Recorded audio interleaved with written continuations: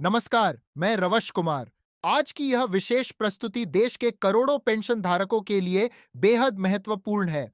लंबे समय से जो सवाल आपके मन में थे, जो उम्मीदें आप लगाए बैठे थे और जिन मांगों को लेकर वर्षों से संघर्ष चल रहा था, उन सब पर अब एक बड़ा अपडेट सामने आया है।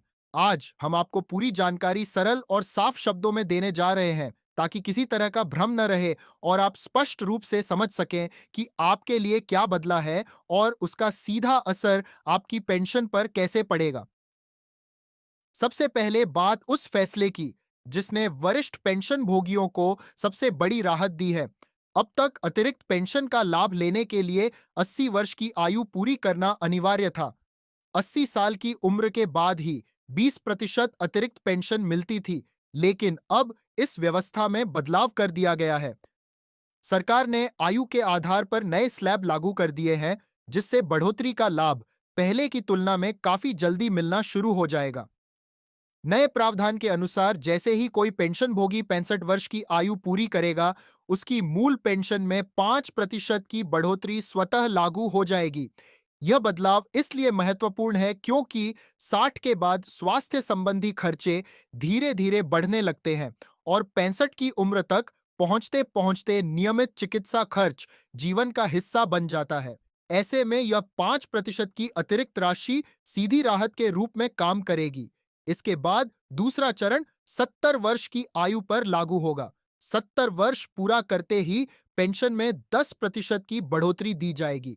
इसका मतलब यह है कि जो लाभ पहले बहुत बाद में मिलता था, उसका एक बड़ा हिस्सा अब पहले ही मिलना शुरू हो जाएगा। इससे वरिष्ठ नागरिकों की मासिक आय में स्थायी सुधार होगा। तीसरा स्लैब 75 वर्ष की आयु का रखा गया है। 75 वर्ष पूरे करते ही मूल पेंशन में 15% की वृद्धि लागू होगी। यह वृद्धि खास तौर पर उन लोगों के लिए अहम है जिनकी आय का एकमात्र स्रोत पेंशन है। बढ़ती महंगाई और दवाइयों के खर्च को देखते हुए यह कदम व्यवहारिक माना जा रहा है।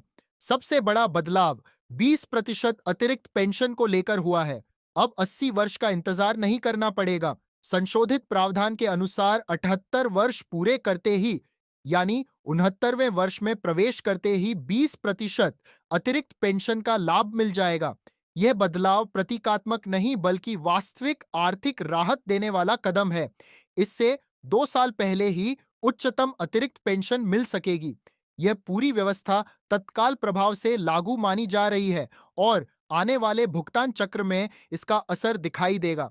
जिन पेंशन भोगियों की आयु इन नए स्लैब में आती है, उनके संशोधित भुगतान सीधे बैंक खाते में दिखाई देंगे।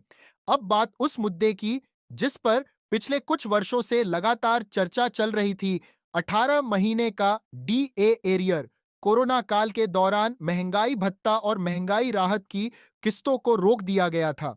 यह रोक 18 महीनों तक प्रभावी रही और इस अवधि का बकाया लंबे समय से लंबित था। कर्मचारी और पेंशनभोगी संगठन लगातार इसकी मांग उठा रहे थे। अब इस पर अंतिम निर्णय लिया गया है कि 18 महीने का बकाया डीए एरियर पात्र कर्मचारियों और पेंशनभोगियों को दिया जाएगा। हालांकि यह पूरी राशि एक साथ जारी नहीं की जाएगी। सरकारी वित्तीय संतुलन को ध्यान में रखते हुए इसे 3 समान किस्तों में भुगतान करने का निर्णय लिया गया है। पहली किस्त 30 नवंबर को जारी की जाएगी, दूसरी किस्त 31 दिसंबर को और तीसरी तथा अंतिम किस्त अगले वर्ष 21 जनवरी तक खातों में ट्रांसफर कर दी जाएगी। इसका अर्थ यह है कि लगभग 2 महीनों के भीतर पूरा बकाया निपटा दिया जाएगा। यह स्पष्ट समय सीमा तय होने से अनिश्चितता समाप्त होती है और लोगों को अपनी वित्तीय योजना बनाने में सहूलियत मिलती है। इस निर्णय के पीछे उच्च स्तर पर विचार विमर्श हुआ। वित्तीय भार, बजटीय संतुलन और भुगतान की व्यवहारिकता को ध्यान में रखकर किस्तों का प्रारूप तय किया गया। इससे एक तरफ सरकारी संसाधनों पर अचानक दबाव नहीं पड़ेगा और दूसरी तरफ लाभार्थियों को तय समय पर पूरी राशि मिल जाएगी। इस पूरे मामले में यह भी सामने आया कि पेंशन धारकों की कठिनाइयों को ध्यान में रखते हुए उच्च स्तर पर संवेदनशीलता दिखाई गई। लंबे समय से लंबित इस मुद्दे पर अब स्पष्ट निर्णय होने से पेंशन भोगियों में संतोष का माहौल है। अब आते हैं उस बदलाव पर जिसने पेंशन की गणना के तरीके को प्रभावित किया है। नई पेंशन टेबल जारी की गई है जो योगदान अवधि के आधार पर पेंशन की राशि तय करेगी। यह बदलाव उन लोगों के लिए विशेष रूप से महत्वपूर्ण है जिन्होंने लंबी अवधि तक नियमित योगदान दिया है। नई व्यवस्था के अनुसार यदि किसी व्यक्ति ने न्यूनतम 10 वर्ष का योगदान दिया है तो उसे संशोधित संरचना के तहत लगभग 3,500 रुपए के आसपास न्यूनतम पेंशन मिल सकती है। 15 से 20 वर्ष की सेवा वाले लोगों के लिए पेंशन राशि 5,000 से 7,500 रुपए के दायरे में निर्धारित की गई है। 20 वर्ष की सेवा पर 7,500 रुपए तक की पेंशन एक महत्वपूर्ण सुधार माना जा रहा है। 30 वर्ष की सेवा करने वालों के लिए पेंशन में उल्लेखनीय वृद्धि का प्रावधान किया गया है। लंबे योगदान को ध्यान में रखते हुए उनकी पेंशन पिछली औसत सैलरी के बड़े हिस्से को कवर करेगी। यह उन कर्मचारियों के लिए राहत है जिन्होंने दशकों तक नियमित अंशदान किया। सबसे महत्वपूर्ण प्रावधान 35 वर्ष की सेवा पर लागू होता है। यदि किसी ने 35 वर्ष तक निरंतर योगदान दिया है तो उसे अंतिम वेतन का लगभग 50% पेंशन के रूप में देने का प्रावधान रखा गया है।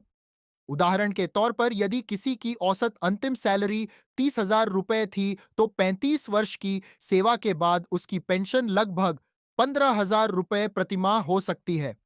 यह प्रावधान लंबे समय से उठ रही उस मांग के करीब माना जा रहा है जिसमें सम्मानजनक और स्थिर पेंशन की बात की जाती रही है। नई पेंशन टेबल लागू होने के बाद आने वाले भुगतान आदेशों में संशोधित गणना दिखाई देगी। यह बदलाव आयु आधारित अतिरिक्त पेंशन और योगदान आधारित नई गणना दोनों को साथ लेकर चलता है।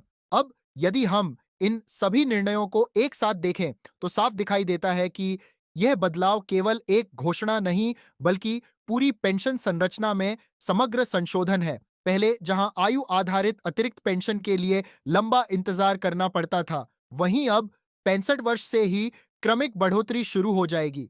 इससे पेंशन भोगियों की मासिक आय में धीरे धीरे लेकिन स्थायी सुधार होगा। 65 वर्ष पर 5%, 70 वर्ष पर 10% और 75 वर्ष पर 15% की वृद्धि का मतलब यह है कि उम्र बढ़ने के साथ आय भी अनुपात में बढ़ती रहेगी।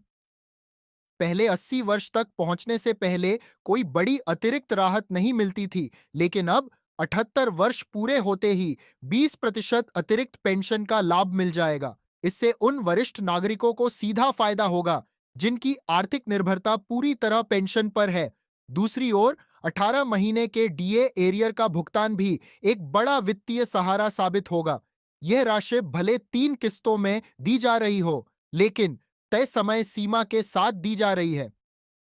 30 नवंबर, 21 दिसंबर और 21 जनवरी तक पूरी रकम खातों में पहुंचने से पेंशन भोगियों को यह भरोसा मिलेगा कि लंबित बकाया अब समाप्त हो रहा है।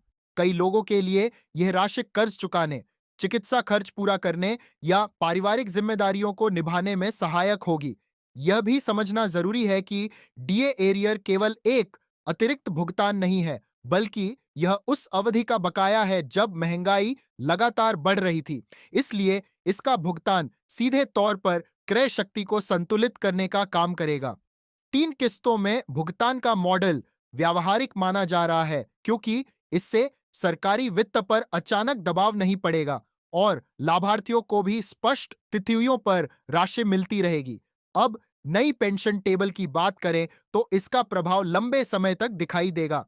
पहले जहां छोटी सेवा अवधि वाले कर्मचारियों को बहुत सीमित पेंशन मिलती थी, वहीं अब 10 वर्ष के योगदान पर भी न्यूनतम संरक्षित राशि तय की गई है। 15 से 20 वर्ष की सेवा पर 5,000 से 7,500 रुपए के बीच पेंशन का दायरा उन लोगों के लिए राहत है जिन्होंने मध्यम अवधि तक योगदान दिया। 20 वर्ष की सेवा पर 7,500 रुपए के आसपास पेंशन का प्रावधान न्यूनतम पेंशन की मांग के करीब माना जा सकता है।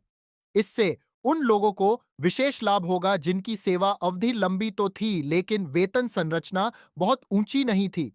30 वर्ष की सेवा पर पेंशन का अनुपात और मजबूत हो जाता है, जिससे यह सुनिश्चित होता है कि लंबे समय तक योगदान देने वालों को अनुपातिक लाभ मिले। सबसे महत्वपूर्ण परिवर्तन 35 वर्ष की सेवा पर लागू होने वाला 50% का प्रावधान है। यह संरचना योगदान आधारित योजना को अधिक संतुलित बनाती है। लंबे समय तक सेवा देने वालों के लिए यह आश्वासन है कि उनकी सेवानिवृत्ति के बाद आय अचानक बहुत कम नहीं होगी। अंतिम औसत वेतन का आधा हिस्सा पेंशन के रूप में मिलना स्थिर आय का आधार प्रदान करता है। इस पूरी व्यवस्था में एक और महत्वपूर्ण पहलू यह है कि आयु आधारित अतिरिक्त पेंशन और योगदान आधारित नई टेबल दोनों साथ साथ लागू होंगी। इसका मतलब यह है कि यदि किसी ने 35 वर्ष सेवा की है और उसकी आयु 70 वर्ष है, तो उसे पहले नई टेबल के अनुसार मूल पेंशन मिलेगी और फिर उस पर 10% अतिरिक्त पेंशन भी लागू होगी। इस प्रकार कुल मासिक आय पहले की तुलना में उल्लेखनीय रूप से अधिक हो सकती है। इन सभी निर्णयों का सामूहिक प्रभाव यह होगा कि पेंशन भोगियों की आर्थिक स्थिरता में सुधार आएगा। नियमित और अनुमानित आय किसी भी वरिष्ठ नागरिक के लिए मानसिक शांति का आधार होती है।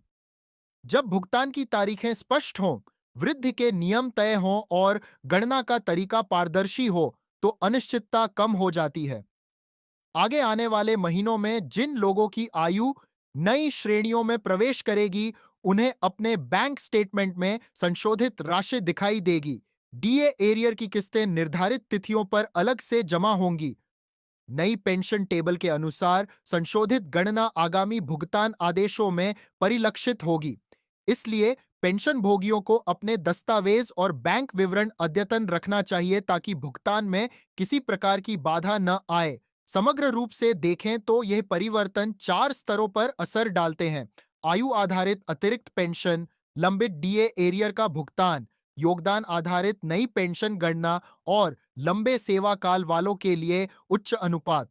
इन सबको मिलाकर यह कहा जा सकता है कि पेंशन संरचना को अधिक व्यवहारिक और चरणबद्ध तरीके से मजबूत करने की कोशिश की गई है। अंत में यही कहा जा सकता है कि जिन मुद्दों पर लंबे समय से चर्चा चल रही थी, उन पर अब स्पष्ट दिशा दिखाई दे रही है। आयु के साथ बढ़ती जरूरतों को ध्यान में रखते हुए अतिरिक्त पेंशन का ढांचा बदला गया है। लंबित बकाया को समयबद्ध तरीके से निपटाने का निर्णय लिया गया है और योगदान के वर्षों को महत्व देते हुए नई गणना प्रणाली लागू की गई है। आने वाला समय इन बदलावों के वास्तविक प्रभाव को और स्पष्ट करेगा, लेकिन फिलहाल इतना निश्चित है कि पेंशन भोगियों की आय संरचना में चरणबद्ध सुधार का रास्ता तय किया गया है। यही आज की पूरी और विस्तृत जानकारी थी।